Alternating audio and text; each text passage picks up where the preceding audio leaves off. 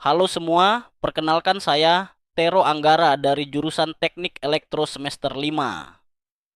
Di video ini, saya akan menjelaskan tentang perbedaan arsitektur von Neumann dan Harvard, serta perbandingan arsitektur CISC dan RIASC yang digunakan dalam sistem komputer dan mikrokontroler. Pertama, kita mulai dari arsitektur von Neumann.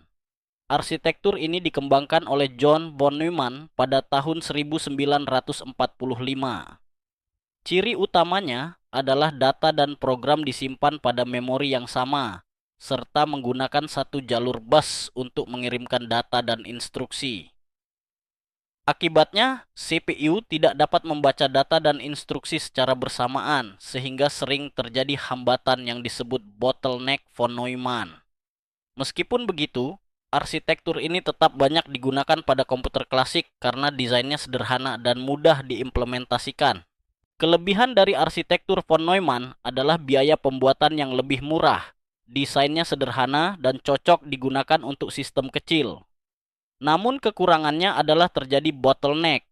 Akses memori menjadi lambat dan tidak efisien untuk sistem modern yang membutuhkan kecepatan tinggi. Selanjutnya, kita bahas arsitektur Harvard. Berbeda dengan von Neumann, arsitektur Harvard memiliki dua memori yang terpisah, yaitu memori program dan memori data. Keduanya juga memiliki jalur bus yang berbeda, sehingga CPU bisa mengambil instruksi dan membaca data secara bersamaan. Hal inilah yang membuat arsitektur Harvard lebih cepat dan efisien dibandingkan von Neumann. Arsitektur ini banyak digunakan pada mikrokontroler seperti APR PIC dan ARM Cortex-M.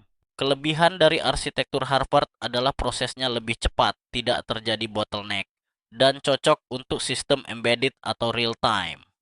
Sedangkan kekurangannya yaitu desainnya lebih kompleks dan biaya produksinya lebih tinggi dibandingkan arsitektur von Neumann. Kelebihan dari arsitektur Harvard adalah prosesnya lebih cepat, tidak terjadi bottleneck, dan cocok untuk sistem embedded atau real time. Sedangkan kekurangannya yaitu desainnya lebih kompleks dan biaya produksinya lebih tinggi dibandingkan arsitektur von Neumann. Sekarang kita masuk ke bagian perbandingan arsitektur CISC dan RISC. CISC merupakan singkatan dari Complex Instruction Set Computer. Pada arsitektur ini, jumlah instruksinya sangat banyak dan kompleks. Satu instruksi dapat melakukan beberapa operasi sekaligus, sehingga kode program menjadi lebih pendek. CISC digunakan pada prosesor seperti Intel dan AMD yang banyak terdapat di komputer dan laptop. Kelebihan arsitektur CISC adalah kode programnya lebih singkat, mudah digunakan pada bahasa tingkat tinggi, dan lebih fleksibel. Namun, kekurangannya adalah proses eksekusi bisa lebih lambat, desain hardware-nya lebih rumit, dan konsumsi dayanya lebih besar.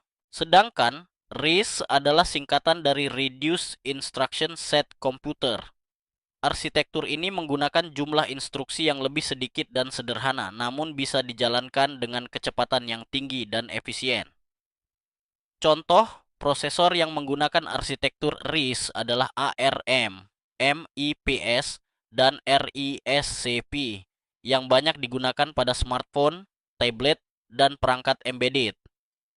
Kelebihan arsitektur RISC adalah eksekusinya cepat, lebih hemat energi, dan desain hardware-nya sederhana. Sementara kekurangannya yaitu membutuhkan lebih banyak instruksi untuk menyelesaikan tugas kompleks dan kode programnya bisa menjadi lebih panjang. Secara sederhana, perbedaan antara CISC dan RISC dapat dilihat dari cara mereka menjalankan instruksi. CISC memiliki instruksi kompleks, tapi eksekusinya lebih lambat. Sedangkan RISC memiliki instruksi sederhana, tapi dapat dieksekusi lebih cepat dan efisien. Sebagai kesimpulan, arsitektur von Neumann menggunakan satu memori untuk data dan program, sedangkan Harvard memisahkan keduanya agar prosesnya lebih cepat. Sementara itu, CISC memiliki banyak instruksi yang kompleks dan cocok untuk komputer umum. Sedangkan RESI menggunakan sedikit instruksi namun lebih cepat dan hemat daya. Cocok untuk sistem embedded modern. Dengan memahami keempat arsitektur ini, kita bisa mengetahui bagaimana cara kerja prosesor dan mikrokontroler yang menjadi otak dari berbagai perangkat elektronik di sekitar kita. Terima kasih sudah menonton video ini. Semoga bermanfaat dan menambah pengetahuan kita tentang arsitektur komputer.